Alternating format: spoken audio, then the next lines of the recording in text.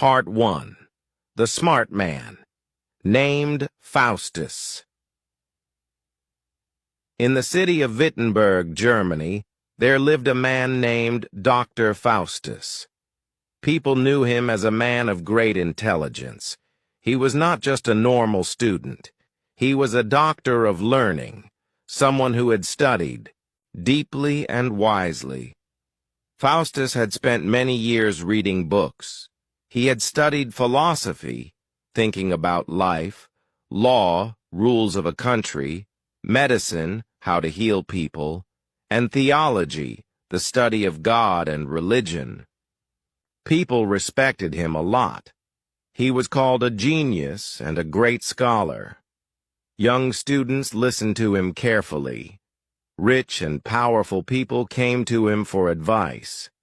Everyone thought Faustus had everything a man could want: knowledge, success, respect, and a good name. But Faustus was not happy. Even with all his learning, something inside him felt empty. He looked at all his books and said to himself, "I have studied everything that a man can study, but I am still not satisfied. I want more than this. I want to know secrets that normal people can't know. I want to control the world. I want power. I want to learn magic." Faustus thought philosophy was boring. He said, "Philosophy is just thinking and talking. It does not change the world." He thought medicine was helpful, but it had limits. He said, "I can heal people, yes, but I cannot bring back the dead. I cannot stop death. So what is the use?" He looked at law books and said, "Law is just full of lies and tricks. People use it to fight and win arguments. I do not want this." He looked at religion and said, "I have read the Bible. It says we are all sinners. It says we cannot be saved unless God chooses us. That makes me sad. So why should I study more of this?" Then Faustus had a dangerous thought. He remembered something he had heard before, about a kind of magic that could give him supernatural powers. He remembered reading old books that spoke of people who could command spirits, move through the air, and change nature. This was not simple magic tricks. It was black magic, the kind of magic that called evil spirits and worked with devils. Most people were afraid of black magic. It was said to be a sin against God. Those who practiced it were said to go to hell. But Faustus was not afraid. Or maybe he was too proud to feel fear. He smiled and said to himself, "If I learn black magic, I can do anything. I can be more powerful than kings. I can fly to the stars. I can be like a god." So Faustus made up his mind. He closed his holy books and opened the books of black magic. He called two men who were known for using such magic, Valdes and Cornelius. These two men were not wise like Faustus, but they were skilled in dark arts. Faustus welcomed them to his house and said, "My friends, I want to learn what you know. Teach me how to speak to spirits. Teach me how to do the impossible." Valdes smiled and said, "Faustus, with your brain and our knowledge, you can become greater than anyone. Spirits will serve you. The world will fear you." Cornelius added, "Yes, and with your power, you can even raise the dead, become invisible, or bring gold from anywhere." Faustus was excited. He said, "Then teach me." "I want to begin now."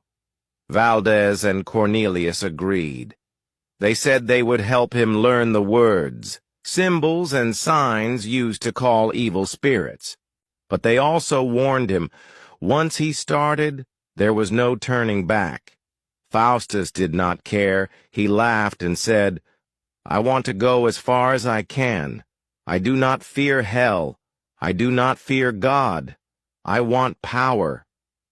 Not everyone was happy about Faustus's decision. His friends, the scholars at the university, began to notice changes in him. He stopped coming to class. He stayed in his room with strange books. He avoided the church. He looked tired and spoke strangely. One kind friend came to him and asked, "Faustus, why are you doing this? You are so wise. You could teach people. You could help the world. Why turn to evil magic?" Faustus smiled coldly and said, "The world is too small for me. I want more than what books can give." The friend looked sad and left, praying that Faustus would change before it was too late. Late one night, Faustus sat alone in his study. The candles were burning low. The wind outside made a soft, howling sound. The room was quiet, but Faustus's mind was full of loud thoughts. He opened the book of black magic. He looked at the strange words and symbols. Some pages had signs of the devil, some had circles with stars, and some had unknown languages. He took a piece of chalk and drew a magic circle on the floor. He lit black candles and stood in the center. He began to speak the dark words written in the book. He spoke with a loud and firm voice. His hands moved in strange ways. Suddenly the wind blew harder. The flames flickered. The room became cold. As he continued to read the spell, the room shook lightly. Then there was a flash of red light. A loud thunder roared in the sky. Faustus stopped. He felt fear, but he did not stop the ritual. The air in the room grew heavy. The walls seemed to move. Then something appeared. It was a shadow. A figure, tall and dark. It was not a man. It was a devil. His name was Mephistopheles. He had a cold smile and burning eyes. His voice was deep and calm. Faustus had done it. He had opened the door to the other world. Now Faustus stands face to face with a real devil. He has tasted the power of magic. He has begun the path that many fear. But what will happen when he asks for more? What price will he have to pay? And will he still be able to turn back? Part 2. The Deal with the Devil. In the cold and dark room, Faustus stood still. A strange wind blew. The candles shook. The air was heavy and full of fear. And there he was, the devil Faustus had called. His name was Mephistopheles. He had a dark face, red eyes, and a proud smile. He wore rich clothes, but he looked evil. Fire seemed to glow from inside him. Faustus was not afraid. He felt proud. He said, "Welcome, Mephistopheles. I have called you, and you have come. Now you will be my servant." But Mephistopheles laughed. "I did not come because you called me. I came because you spoke the devil's words. When anyone speaks those words, we come. That is our duty." Faustus was surprised. "Then you are not here to serve me?" Mephistopheles looked at Faustus and said, "I do not serve you. I serve Lucifer, the ruler of hell. If you want me to obey you, you must first make a deal with my master." Faustus became serious. He wanted power, and he was ready to do anything for it. He said, "Then take this message to Lucifer. Tell him that I am ready to give him my soul. In return, he must give me Mephistopheles as my servant. For 24 years, Mephistopheles must do everything I say. After 24 years, Lucifer can take my soul." Mephistopheles nodded slowly. "I will tell him. But think carefully, Faustus. Once you make this deal, you can never take it back." Faustus laughed. "I have already made my decision. I want this. Go now. Bring me the answer." Mephistopheles disappeared in a flash of fire. Faustus stood in the dark, waiting. His heart was beating fast. Soon Mephistopheles returned. He brought a message from Lucifer. "Lucifer agrees," he said. "He will give you all the power you want. But first, you must write and sign a contract. You must sign it with your own blood." Faustus took a knife. He cut his arm. Blood came out slowly. He wrote his name on the paper. But suddenly, something strange happened. The blood stopped flowing. Faustus was confused. Why did it stop? What does it mean? Mephistopheles gave him fire to warm his hand. The blood began to flow again. Faustus wrote his name, John Faustus. Then, as he looked at the paper, he saw strange words appear on his arm. Homo fuge, Latin. Man, run away. Faustus looked at the words and felt a little afraid, but he shook his head. No. "I will not run. I want this. I want power." He gave the signed paper to Mephistopheles. The deal was complete. After the deal was signed, Mephistopheles gave Faustus special clothes, books of spells, and magic powers. Now Faustus could call spirits, move through the air, see faraway places, change shapes, make gold appear, become invisible. Faustus smiled. He felt powerful. "Now I am stronger than any man on earth. Now I am great." Suddenly Faustus heard two voices in his head. One voice was soft and kind, the other was dark and proud. Good Angel said, "Faustus, stop now. Tear the contract. Say sorry. God will forgive you." Evil Angel said, "Don't listen to that voice. You have power now. Use it. You can be rich. You can be famous. Why go back?" Faustus listened carefully. He chose to listen to the evil angel. "Too late now," he said. "I have made my deal. I cannot stop." Faustus started asking many questions. He wanted to know everything. He asked Mephistopheles, "Where is hell? Is there really a devil? What is the soul? Who made the world?" Mephistopheles answered some questions, but not all. When Faustus asked, "Who made the world?" Mephistopheles became silent. He did not want to say God.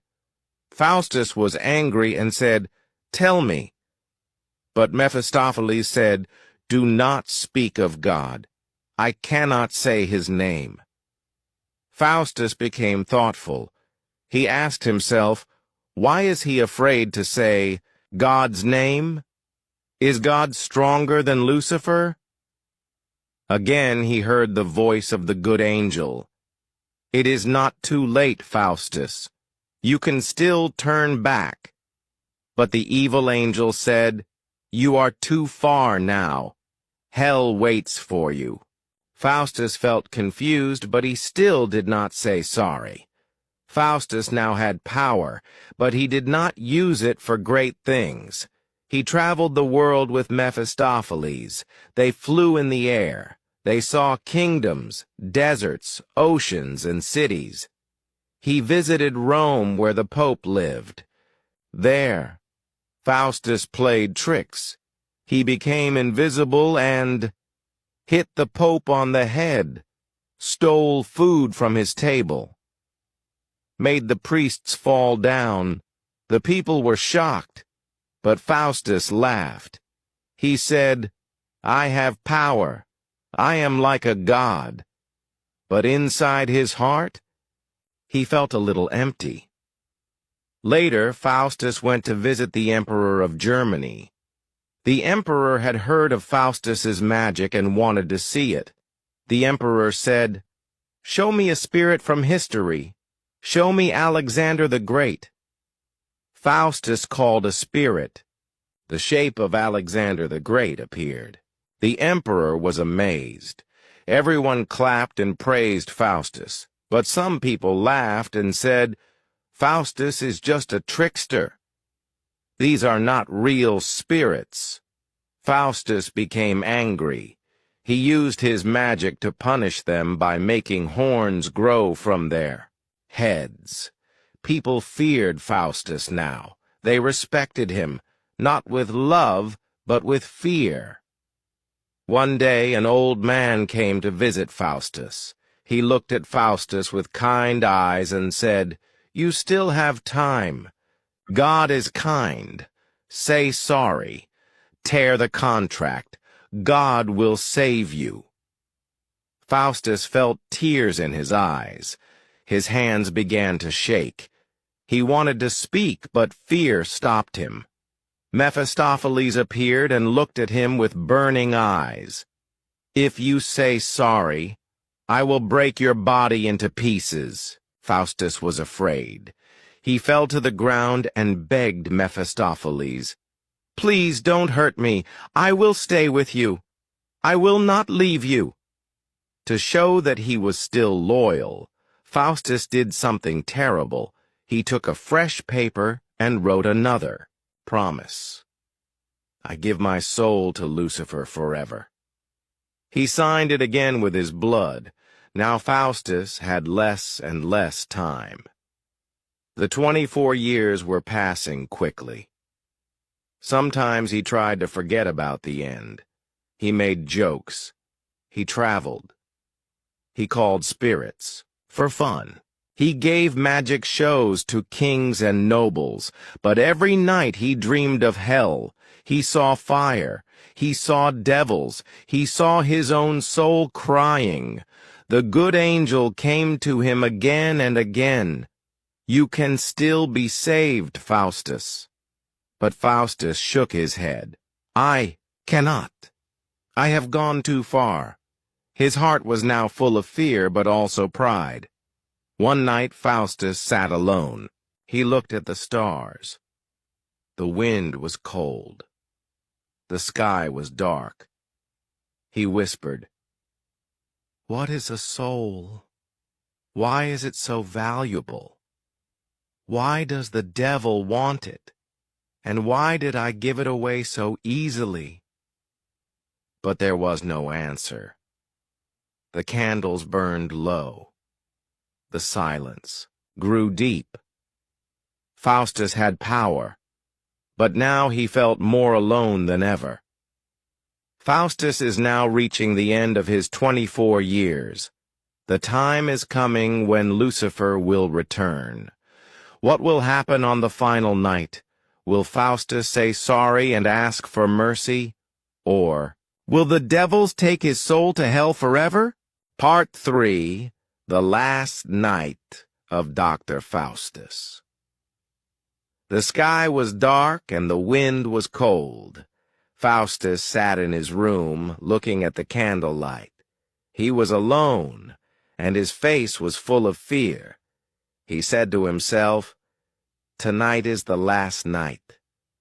When the clock strikes midnight, the devil will come. He will take my soul to hell." He walked up and down the room. He could not sit still. His hands were shaking. What will happen to me? Will I burn forever? Will I be in pain forever? He looked at the stars and cried, "Oh, time, stop moving! Make this night longer! Let the sun rise again and give me more hours!" But time did not stop. Suddenly the old man came again. He had a kind face and spoke gently. "Faustus, there is still time. You are not dead yet. Say sorry. Ask God to forgive you. Even now he is ready to help." Faustus cried, "I want to say sorry, but I am too afraid. The devils will come for me." The old man replied, "Fear them not. They cannot hurt your soul if you give it back to God." Faustus held his head and shouted, "I can't. I have given my soul away. I made a deal.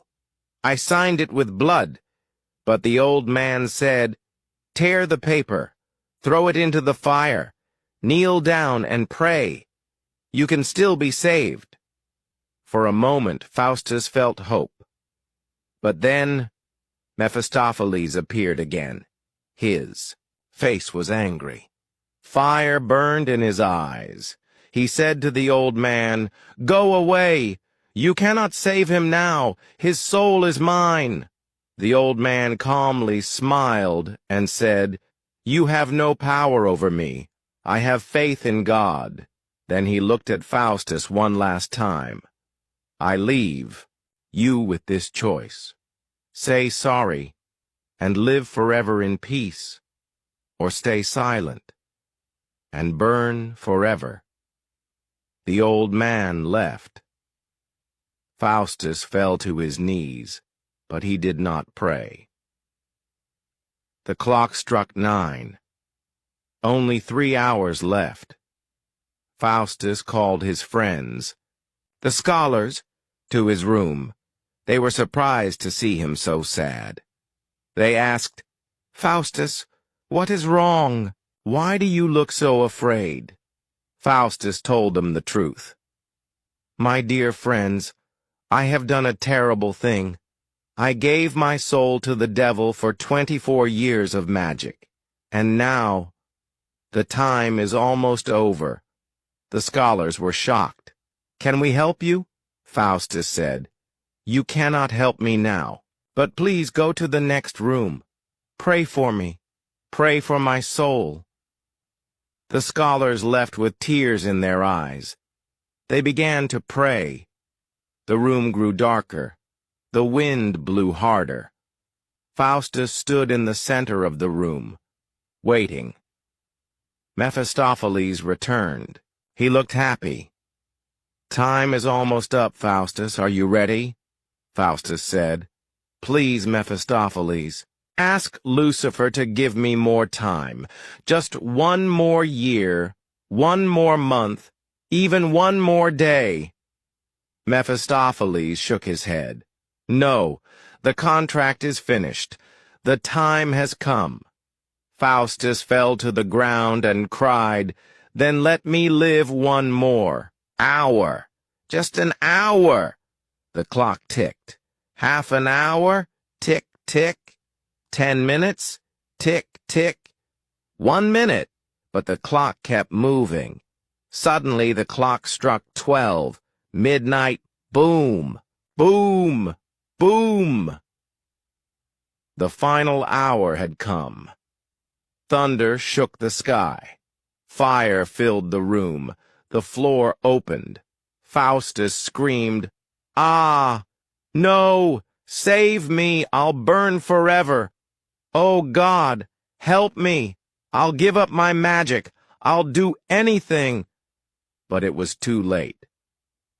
From the hole in the floor, devils came out, ugly, red, and full of fire. They had chains and claws. They laughed and shouted. They grabbed Faustus. "Now your soul is ours," Faustus screamed and cried. "I'm sorry, I'm sorry." But the devils pulled him down into the fire. He disappeared. The hole closed, and silence returned. When the sun rose, the scholars came into Faustus's room.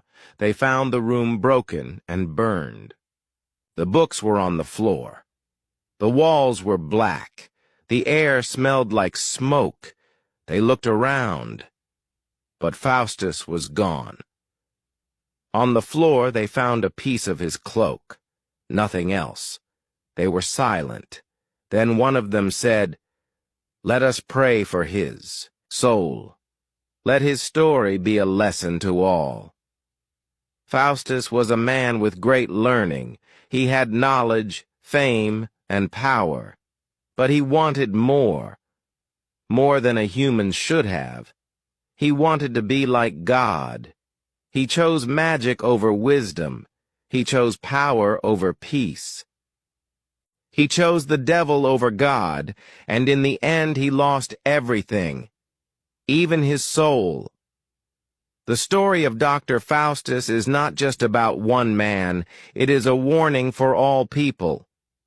Do not give up your soul for power or pleasure. Do not forget God. Do not wait until it's too late to say sorry. In the next and final part, we will look at what this story really means, its deep message, the moral, and why it is still important in today's world. We will explore the meaning of the soul, the danger of too much ambition, the idea of forgiveness, and how Dr. Faustus became a famous story in English literature, final reflection and message. The story of Dr. Faustus is not just about magic and devils. It is about something much deeper. It teaches us about life, choices, and the human soul. Faustus was a very smart man. He had everything: education, respect, and knowledge. But he was not satisfied. He wanted more power, more control, more excitement. So he made a terrible choice. He gave his soul to the devil just to enjoy 24 years of magic. This was a big mistake. When the 24 years were over, he was full of fear. He cried. He begged. He wanted to say sorry, but it was too late. This story teaches us a very important lesson. Our choices matter. In life, we make many decisions, small and big. Some choices can change our life forever. Faustus chose power over peace. He chose magic over truth. He chose the devil over God. And in the end, he lost everything, even his soul. So this story says to us, be careful what you wish for. Think before you choose. Don't let greed and pride control your heart. Faustus was not a bad man at first. He wanted to learn. He wanted to be great, but he wanted too much. This is called ambition. Ambition is good when it helps us grow, but too much ambition is dangerous. It can blind us. It can make us forget what is right and wrong. Faustus wanted to be like God, to control the world, but humans are not God. When we try to become too powerful, we fall. So this story also says, stay humble, be thankful for what you have. Don't let ambition destroy you. One of the saddest things in the story is this. Faustus could have said sorry, but he didn't. The old man came to him. He gave him hope. He said, God is kind. He will forgive you. But Faustus was too afraid. He had no courage to pray. He listened to the devil instead of listening to his heart. This teaches us, it is never too late to say sorry, until time is gone. No matter what we do, we can always ask for forgiveness. but we must ask before it is too late. Even though this story was written over 400 years ago, it is still important today. Why? Because people still want power. People still make bad choices. People still forget their values to get money, fame, or success. Many people say yes to things that are wrong, just to feel strong for a short time. But this story says, do not sell your soul for small things. Your soul is more precious than gold. So, Dr. Faustus is not just an old story. It is a warning. It is a mirror. It is a message for the heart. Dr. Faustus is one of the first and most famous tragedies in English literature. It was written by Christopher Marlowe, a great writer before Shakespeare. This story is famous because it shows the deep struggle between good and evil. It talks about big ideas in simple ways. It makes readers think about life, death, and the soul. It teaches a moral lesson that never gets old.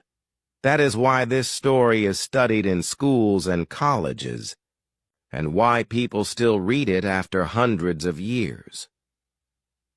Dr. Faustus had a brilliant mind, but he made a dark deal. He wanted power, but he lost peace. He wanted magic, but he lost his soul. And in the end, he learned a very hard truth. Without God, all the power in the world means nothing. Let this story be a light for us, so we walk the right path. Let it remind us, choose wisely, stay humble, always have hope, and never wait too long to say sorry.